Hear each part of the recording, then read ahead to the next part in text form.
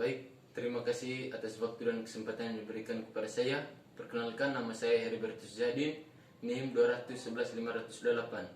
Saat ini saya akan menjelaskan materi tentang belajar dan pembelajaran. Pertama, saya akan menjelaskan tentang pengertian dari belajar.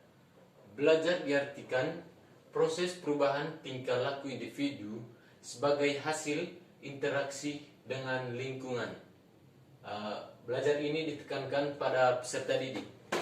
Yang kedua, pembelajaran adalah proses interaksi peserta didik dan pendidik dan sumber belajar pada suatu lingkungan. Yang ketiga, ciri-ciri belajar. Yang pertama, aktivitas yang menghasilkan perubahan baik secara aktual atau potensial. Yang kedua, perubahan dan kemampuan yang baru ditempuh dalam jangka waktu yang lama. Yang ketiga, perubahan terjadi karena ada usaha dari setiap individu. Yang keempat, sumber belajar. Sumber belajar yang pertama yaitu buku, yang kedua radio atau TV, yang ketiga lingkungan, yang keempat guru, yang kelima teman sebaya, dan yang keenam adalah internet. Saya akan menjelaskan tentang 3 pusat pendidikan. Yang pertama non formal, yaitu jalur pendidikan di luar. Yang kedua formal, yaitu dilaksanakan secara terstruktur dan berjenjang seperti kursus atau pelatihan. Yang ketiga informal, yaitu jalur pendidikan lingkungan dan keluarga.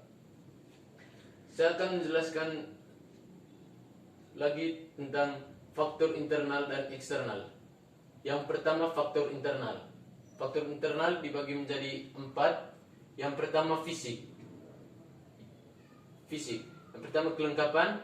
Kelengkapan maksudnya kondisi fisik yang sempurna dan tidak memiliki keterbatasan fisik.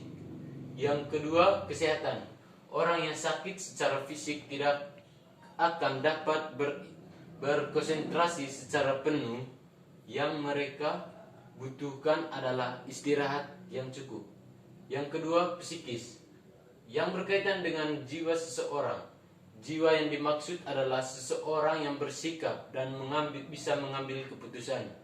Yang ketiga, kemauan atau niat, itu sebuah tekad atau niat dalam individu dalam melakukan sebuah hal. Yang keempat, minat dan motivasi, suatu keterkaitan seseorang pada suatu hal. Yang ke B, faktor eksternal. Yang pertama dalam faktor eksternal yaitu sarana dan prasarana, yaitu kelengkapan fasilitas belajar atau lingkungan yang nyaman. Yang kedua, kualitas pengajar. Kualitas pengajar yang mampu memberikan materi ajar yang menyenangkan, seimbang dan tepat sasaran. Yang ketiga, ekonomi keluarga. Ekonomi keluarga adalah salah satu faktor eksternal yang turut berperan penting dalam kesuksesan belajar. Jadi kesimpulannya, faktor dari dalam dan dari luar diri semuanya turut menunjang pencapaian hasil belajar yang maksimal. Sekian video dari saya, terima kasih.